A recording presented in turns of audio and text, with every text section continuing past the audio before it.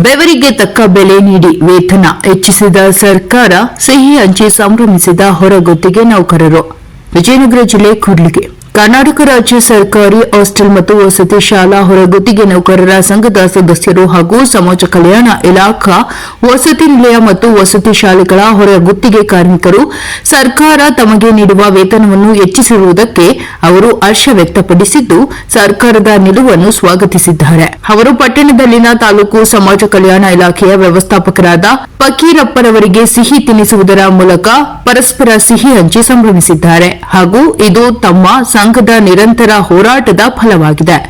ಕಾರಣ ಸರ್ಕಾರ ವೇತನ ಹೆಚ್ಚಿಗೆ ಮಾಡಿ ಆದೇಶ ಹೊರಡಿಸಿರುವುದು ಸಂಘವು ಹೋರಾಟದಲ್ಲಿ ಜಯ ಸಾಧಿಸುವುದಕ್ಕಾಗಿ ತಾವು ಸಂಘದ ವತಿಯಿಂದ ವಿಜಯೋತ್ಸವ ಆಚರಿಸುತ್ತಿರುವುದಾಗಿ ತಿಳಿಸಿದರು. ಹಗಲಿರುಳು ವಸತಿ ಶಾಲೆ, ವಸತಿ ನಿಲಯದಲ್ಲಿ ಕೆಲಸ ಮಾಡುವುದಕ್ಕೆ ತುಂಬಾ ಕನಿಷ್ಠ ವೇತನ ನೀಡಲಾಗುತ್ತಿತ್ತು.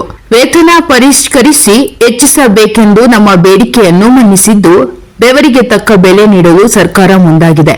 ಅದಕ್ಕಾಗಿ ತಾವು ಸರ್ಕಾರಕ್ಕೆ ಧನ್ಯವಾದಗಳನ್ನು ಸಲ್ಲಿಸುವುದಾಗಿ ತಿಳಿಸಿದರು. ಈ ನಿಟ್ಟಿನಲ್ಲಿ ಸರ್ಕಾರಕ್ಕೆ, ಮುಖ್ಯಮಂತ್ರಿಗಳಿಗೆ, ಸಂಬಂಧಿಸಿದಂತೆ ಎಲ್ಲ ಇಲಾಖೆಗಳ ಸಚಿವರಿಗೆ, ಇಲಾಖೆಯ ಎಲ್ಲ ಅಧಿಕಾರಿಗಳಿಗೆ ಈ ಮೂಲಕ ತಾವು ತುಂಬು ಹೃದಯದ ಧನ್ಯವಾದಗಳನ್ನು ಅರ್ಪಿಸುವುದಾಗಿ ಅವರು ತಿಳಿಸಿದರು. ತಮ್ಮ ಅಳಲನ್ನು ಆಲಿಸಿ ಸರ್ಕಾರಕ್ಕೆ ಬೇಡಿಕೆ ಇಟ್ಟು ಹೋರಾಡಿ ಸರ್ಕಾರದಿಂದ ವೇತನ ಹೆಚ್ಚಿಗೆ ಮಾಡಿಸುವಲ್ಲಿ ಕಾರಣೀಭೂತರಾದ ಸಂಘದ ರಾಜ್ಯ, ಜಿಲ್ಲಾ, ತಾಲೂಕು ಮುಖಂಡರಿಗೆ ಅವರು ಕೃತಜ್ಞತೆಗಳನ್ನು ಸಲ್ಲಿಸಿದ್ದಾರೆ.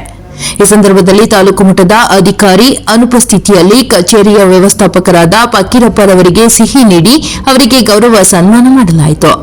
ಈ ಸಂದರ್ಭದಲ್ಲಿ ಹೊರಗುತ್ತಿಗೆ ನೌಕರರ ಸಂಘದ ಯುವ ಮುಖಂಡ ಜಿ ಪರಸಪ್ಪ, ವಂದೇ ಮಾತರಂ ಜಾಗೃತಿ ವೇದಿಕೆ ಮುಖಂಡ ಹಾಗೂ ಕಾರ್ಮಿಕ ಪರ ದಲಿತ ಹೋರಾಟಗಾರ ಡಿಎಚ್ ಮರಿಸ್ವಾಮಿ, ಗೋವಿಂದಪ್ಪ, ವಸತಿ ಶಾಲೆ ಹಾಗೂ ವಸತಿ ನಿಲಯಗಳ ಹೊರಗುತ್ತಿಗೆ ನೌಕರರಾದ ಆಂಜನಮ್ಮ, ಸಾವಿತ್ರಮ್ಮ, ಬೆನ್ನಾಳಮ್ಮ, ನಾಗರತ್ನ, ಕಲಾವತಿ, ಭಾರತಿ, ಲಕ್ಷ್ಮಿ, ಭಾಗ್ಯಮ್ಮ, ಸಿ, ಜೆ, ನಾಗರಾಜ, ಮಹಂತೇಶ, ಪವಿತ್ರ, ಸಿದ್ದಮ್ಮ, ರತ್ನಮ್ಮ, ಶಾಕುಂತಲಮ್ಮ, ಯಲ್ಲಮ್ಮ ಹಾಗೂ ಸಿದ್ದಲಿಂಗಮ್ಮ, ಕೆ. ರೇಣುಕಮ್ಮ ಸೇರಿದಂತೆ ಉಪಸ್ಥಿತರಿದ್ದರು.